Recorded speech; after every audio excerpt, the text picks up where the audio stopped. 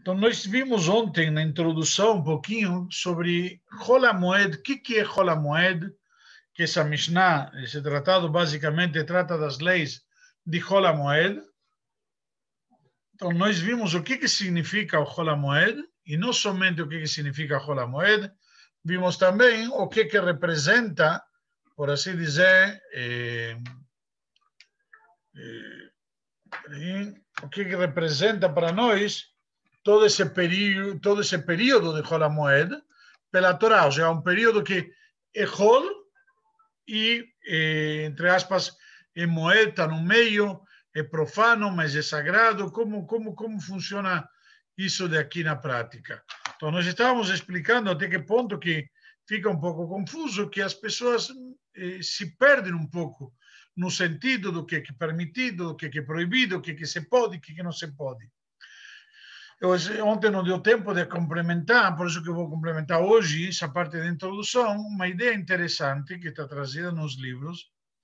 Não sei se vocês sabem, depois de terminado a festividade de Pesach e de Sukkot, que são as únicas que tem Chol HaMoed, temos no início do mês seguinte, ou seja, no início do mês de Iyar e de Heshvan, respectivamente, o que chama jejum Be'ab, Ta'anit Bet Ei Bet, jejum de segunda, quinta e segunda. Passado o Rosh Chodesh Iyar, depois de Pesach, e passado o Rosh Chodesh Heshvan, depois de Sukkot, temos alguns costumam fazer jejum na primeira segunda-feira, primeira quinta-feira e segunda-feira do mês de Iyar e de Heshvan, respectivamente. E está trazido que uma das razões para este jejum no caso, se talvez a gente, por assim dizer, menosprezou, se a gente não cumpriu o Chol HaMoed como corresponderia ou deveria, então fazemos o jejum como teshuvá por isto. Essa é uma das explicações.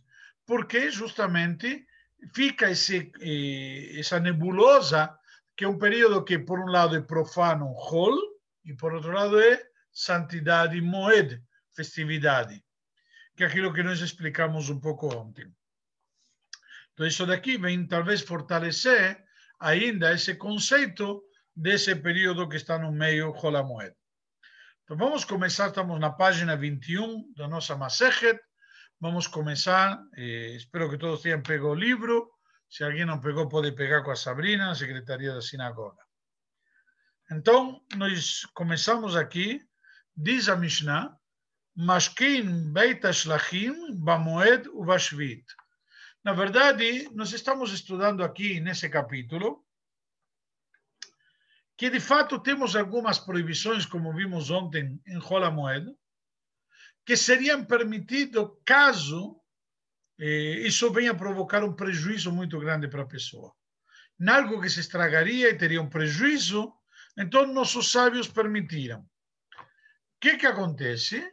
Isso é permitido desde que nós não tenhamos o que se chama tircha yeterá, conforme explicamos ontem, desde que nós não tenhamos muito esforço necessário, muito esforço envolvido para isso. Se tiver muito esforço, então isso vai diminuir demais a mitzvah da alegria de Chol HaMoed, da santidade desse período. Então, simplesmente por essa razão, nós devemos ter o cuidado de não transgredir. Então, na prática, nos ensina aqui a Mishnah que podemos ter um campo, uma coisa simples que estraga, porque tem a colheita, certo? Então, a colheita, às vezes, tem alguns detalhes. Um dos detalhes precisa ser constantemente regado, certo? O campo precisa ser regado, porque senão a colheita vai estragar. Um campo, como diz aqui, Beit HaShlachim. Beit HaShlachim é um campo que não tem chuvas. Um campo que, entre aspas, tem sede, certo? Então, preciso alimentar, como chama? Regar, ou fazer qualquer tipo de como chama? De alimento, de molhar essa terra, porque caso contrário vai secar. Nós vimos ontem, temos eventualmente fora de Israel 2 dias de Yom Tov, mais 4 dias de Chol HaMoed, mais 2 dias de Yom Tov, são 8 dias seguidos. 8 dias que não vou trabalhar a terra vai secar se não tiver chuvas. Então, passaram 2 dias de Yom Tov, não acontece nada, molhei no dia anterior. Agora, no terceiro dia, já a terra não vai aguentar. Eu preciso ir e regar, molhar, etc. Então, sobre isso que estamos analisando aqui, como temos aqui o que falamos, aquela regra das coisas que podem se estragar e provocar um prejuízo, então nos diz aqui que podemos regar o campo, tanto em Chol HaMoed como no ano de Shemitah. Na prática, nossa Mishnah, nossa Guemará, nosso tratado, não trata das leis de Shemitah, mas já que a lei é a mesma, já mencionou o mesmo assunto. Ok? Então, nos ensina aqui que, de fato, eu posso regar um campo que necessita de irrigação em Chol HaMoed e na Shemitah, mesmo de uma nascente que tenha emergido recentemente, ou de uma nascente que não tenha emergido recentemente. Por que a Mishnah precisa me explicar estes dois casos? Temos aqui, nos fala de uma nascente, ou seja, uma fonte, um córrego natural, que surge, certo? Então nos diz, tem um que acabou de surgir, ou um velho, uma fonte lá, o córrego existe há tempo. Qual a diferença? Explica aos nossos sábios, há uma diferença entre os dois tipos, que poderíamos pensar que um é permitido e outro não. Por quê? Aquele que surge agora, ele está, de alguma maneira, se criando aquele córrego, aquele canal por onde a água flui. E esse lugar por onde a água flui, aquele cerco, eventualmente, aquele sulco, perdão, talvez vai ter um problema de trabalho, porque tem as paredes, a água transborda, a água se perde, etc. Então vai requerer de mim, ou seja, de mim, camponês, um trabalho excessivo, ou um trabalho intenso, para quê? Para poder preservar esse córrego como corresponde. Por esta razão, nos diz, não faz diferença um com o outro, de fato é permitido se utilizar destas águas e utilizar esse sistema de irrigação, seja que é constante ou não, tanto na festividade de Chol HaMoed como no ano de Shemitah. Então, mesmo que normalmente seria proibido em Chol HaMoed uma pessoa regar o campo, como vamos ver posteriormente, se ela não fizer, então vai ter a safra, toda a colheita prejudicada. Então, nos diz a Mishnah, podemos, ou já será permitido utilizar destas águas, ok? Mesmo como falamos de um córrego antigo ou de um novo. Agora bem, nos diz a Mishnah casos em que não podemos fazer isto. Ou seja, isso não é sempre que vamos poder regar o campo, provocar uma irrigação. Por exemplo, nos diz aqui, Aval ein mashkin, não podemos regar o campo simplesmente com água proveniente, lomim meyakshamim, de águas de chuva. O que acontece? Tem muito, camponeses fazem isso muito, em épocas de chuva, lugares eles formam como piscinões, certo? E esses piscinões colhem muita água, concentram muita água de chuva na época de chuvas, e depois, quando termina a época de chuvas, eles vão tirando água de lá e utilizando para irrigar o campo. Só que lo vão tirando devagarinho. Por quê? Se tirarem todo de uma vez, essa água vai acabar e não vai render nada. Em uma 2 semanas, toda a água foi embora. Consequentemente, nos ensina a Mishnah, a pessoa ia lá e tirava a água, tinha um esforço envolvido para poder colher desta água e irrigar todo o campo. Por esta razão, como tem o esforço intenso, como falamos, será proibido fazer isto. Contudo, também temos uma outra fonte que é proibida, velom meia quilon, também das águas de um poço, onde eu tenho um poço e eventualmente desce com um balde de água e depois tem que ir com a corda puxar e sobe o balde com água e aí pega o balde e vai até o lugar e vai molhar lá ou eventualmente vai encher como se chama, um barril ou um tonel, alguma coisa grande, onde ele vai levar a água com o burro, com carruagem até o lugar. Já na prática isso envolve muito esforço, muito trabalho. Este tipo de irrigação será proibido. Agora, vocês podem me perguntar, mas Rabino, por exemplo,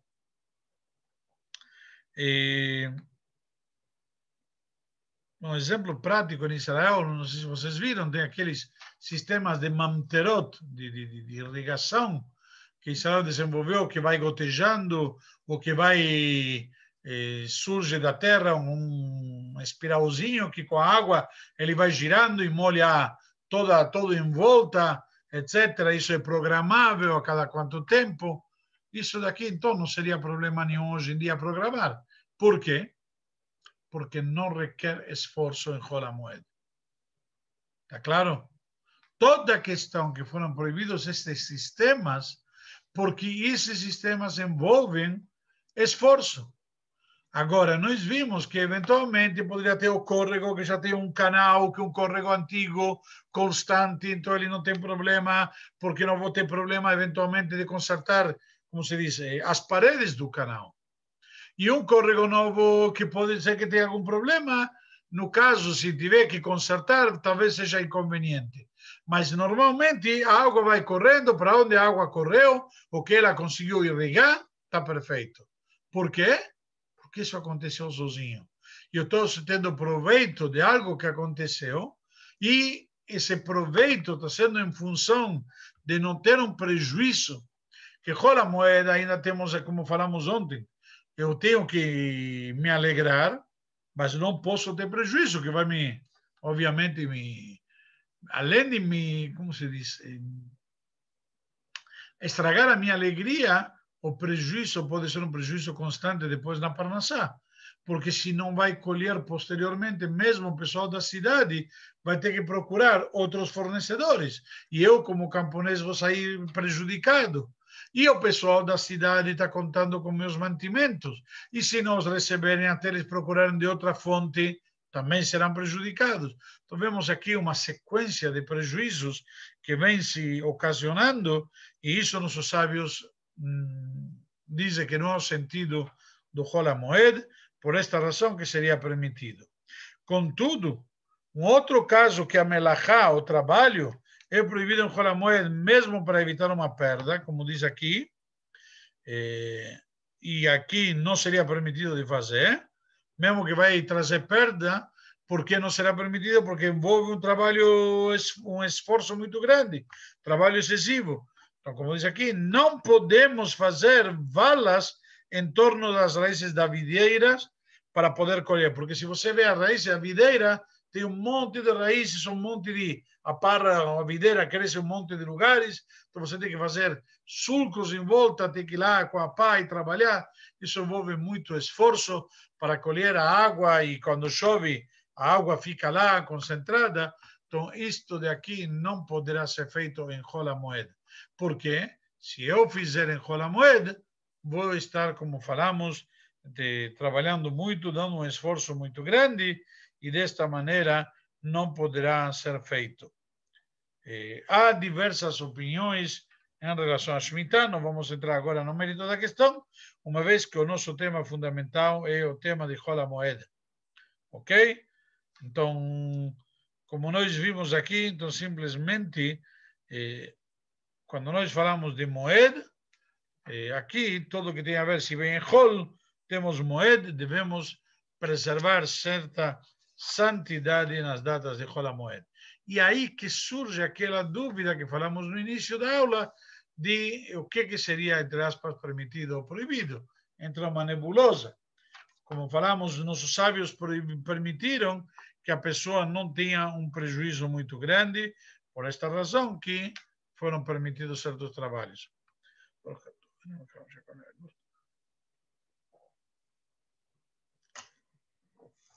Segunda Mishnah, página 24, alguma pergunta, alguma dúvida? sobre a primeira Mishnah. Ninguém levantou a mão, ninguém fez comentário. Vamos lá. Diz assim, Rabi Elazar ben Azaria Omer, diz Rabi Elazar ben Azaria, Ein osin et ha'ama batchila bamoed ubashvit. Não podemos cavar um canal novo de irrigação durante Hol HaMoed ou durante o ano de Shemitah. Isso não é. Por quê? Fazer o canal para que a água possa vir, isto daqui é muito trabalho. Isso requer muito esforço, certo? Obviamente, isso tem que ter, como dizem nossos sábios, o próprio nome, Amá. Amá significa cúbito em hebraico. E, se bem se refere aqui de um canal, mas a palavra cúbito implica que ele tem dimensões. Não é simplesmente fazendo um sulco, sabe, que nem você faz com uma pá, vai fazendo um sulco e a água vai por aí. Aqui queremos que tenha uma fluência de água, uma quantidade de água que possa vir. Então, isso daqui não pode ser feito em Hol HaMoed. Chachamim Omrim, mas Chachamim, eles têm uma opinião diferente de Rabi Elazar ben Azaria. Se vocês reparam, cada vez que a Mishnah nos dá a opinião de um sábio, nos diz, e outros sábios dizem, já, como falamos em português normal e comum, há controvérsias. Talmud é a sede das controvérsias. Temos opiniões que pensam assim, opiniões que pensam assado, como nós já explicamos no tratado de Megillah, e depois, muitas vezes, nossos sábios nos avisam, nos ensinam, nos mostram como, eventualmente, podemos fazer da melhor maneira possível. Vamos lá. Então, em relação a Chachamim, nos dizem, que nos ensinam nossos sábios? Osim et ha'ama batchila vashviit. No ano de Shemitah, podemos fazer um novo canal de irrigação, certo? Umetaknin et hamekulkalot bamoed. Mas em Hol HaMoed, podemos corrigir, consertar, arrumar aqueles que se estragaram, foram danificados, foram prejudicados. Já tinha o canal. Em Hol HaMoed, mas ele ficou com um obstáculo, com algum problema, etc., pode ser que tenha um trabalho aqui, mas não é considerado trabalho intenso como a criação do canal. Ou seja, os sábios discordam de Rabi Elazar ben Azaria, que no ano de Shemitah, para Rabi Elazar ben Azaria, seria proibido, os sábios permitem. Mas isto no ano de Shemitah, como falamos, não é nosso tema fundamental, nosso foco. Em relação a Hol HaMoed, eles dizem que não podem fazer. Dizem nossos sábios, é verdade, concordamos, não pode fazer, ok? Mas eu tenho já um canal, eu já tenho esse duto, vamos dizer assim, e esse duto precisa ser consertado. Quando eu conserto, é considerado que estou refazendo ele de novo ou simplesmente consertando? Dizem nossos sábios, é considerado como que está a ser consertado e posso fazer isto no ano de Shemitah, perdão, no Hol HaMoed, pois não é considerado que envolve muito esforço, isso seria permitido. Então vemos aqui que na prática não necessariamente os sábios discordam de Rabi Elazar ben Azaria, sino que os sábios acrescentam um detalhe a mais, uma situação diferente. Ou seja, no caso de fazer novos, estão concordando, não podem. Na prática, eu não sei o que diria Rabi Elazar ben Azaria. Talvez Rabi Elazar ben Azaria concorda com os sábios que consertá-los, talvez sim se poderia. Ok?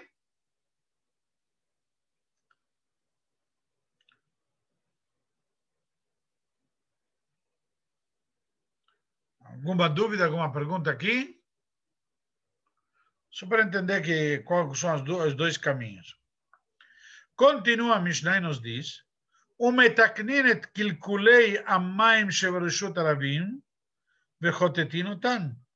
Também podemos, no caso, consertar cisternas, kilkulei amaim, os reservatórios, as cisternas que foram danificados, certo? Que são lugares para colher e guardar, estocar água. E se alguém foi em Israel, no deserto de Judá, tinham bastantes lugares que na época de chuvas eles tinham como subterrâneos lugares onde guardavam águas e o pessoal se protegia no verão do intenso sol e calor. E lá embaixo é fresquinho, gostoso e tem água natural se preservando. Então, se tem alguma coisa que se estragou, eles podem consertar, uma vez que essa água é para beber e está em lugar público, não é água particular, certo? Então, em favor da comunidade, também é permitido, que era uma regra que nós explicamos ontem dentro das regras especiais de Hol HaMoed. E também nos diz, Bejotetino, também podemos limpar, removendo qualquer tipo de impureza, sujeira, qualquer coisa que tenha lá, eventualmente que precisa ser removida. ומתקנין את הדרכים ואת הרחובות ואת מקוות המים. Também podemos consertar os caminhos, as ruas, caminhos sejam as estradas, as ruas, certo? E também os mikves que tem de água, mikvaot, certo? Veosim kol tzorchei arabim. E para necessidades do público, eventualmente, seja para Yom Tov, etc., ou para o público em geral, para o próprio Hol HaMoed, nós vimos que é permitido. Ou seja, se as pessoas vão precisar chegar eventualmente a Jerusalém e se estragou com as chuvas as estradas, então podem consertar as estradas para o pessoal poder vir para Jerusalém, certo? Então temos aqui uma regra importante no caso nesta questão. Outra regra referente ao trabalho de Hol HaMoed, certo? Como falamos, que pode ser, temos aqui, que pode ser considerado, como falamos ontem, algo em favor da comunidade, do público. Então, algo em favor do público, sim, pode ser feito em Hol HaMoed. E nós também podemos, Metzainin et HaKvarot, em Hol HaMoed, se podem marcar as sepulturas nos cemitérios ou lugares onde tem pessoas enterradas, para quê? Para que um Cohen possa passar ou não por aí, ou a pessoa não passar por cima de uma sepultura, etc. Porque isto aqui é kavod para o Met e um favor para os vivos, certo? Também para as pessoas. E Viotzim Afalakilaim, e também os emissários do tribunal saem para avisar se no campo, verificar se nos campos está crescendo colheitas misturadas, etc. Quando você vai semear no campo, não colheitas, perdão, sembradios, como chama? Terras aradas que foram semeados, tem que manter distância entre uma espécie e outra. Para quê? Para que não se misture. A Torá proíbe misturar espécies. Então, tenho que manter, quando vou plantar, das raízes de um com o outro, manter distanciamento. Caso contrário, eu vou ter problemas. Então, diz a Torá, em Hol HaMoed, estes emissários do Beit Din, que saem para verificar, entre aspas, e dar o selo de kashrut nesses campos, eles dizem, pode fazer ou não pode fazer, eles vão, de fato, estabelecer isso, sair, mesmo que Hol HaMoed você vai dizer, mas não pode, mas uma vez que isso daqui, em função da comunidade e para o bem do público, estão consertando alguma coisa, estão corrigindo algo, que Deus nos livre, pode vir como algo negativo, ou eventualmente depois vai crescer toda uma colheita errada para um coitado, e depois vão dizer, toda a tua colheita não serve.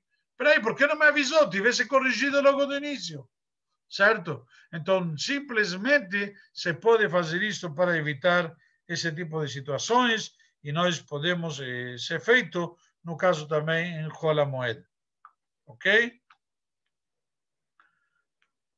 E, então, desta maneira, terminamos também a segunda Mishnah, sobre, onde acrescentamos também um detalhe, que é a necessidade do público, ou a questões que são comunitárias, como já antecipamos ontem, que em Hol HaMoed seriam permitidas.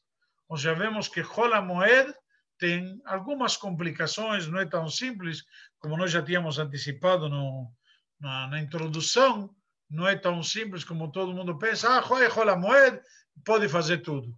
Não necessariamente que pode fazer tudo. Ok? Alguma pergunta, alguma dúvida?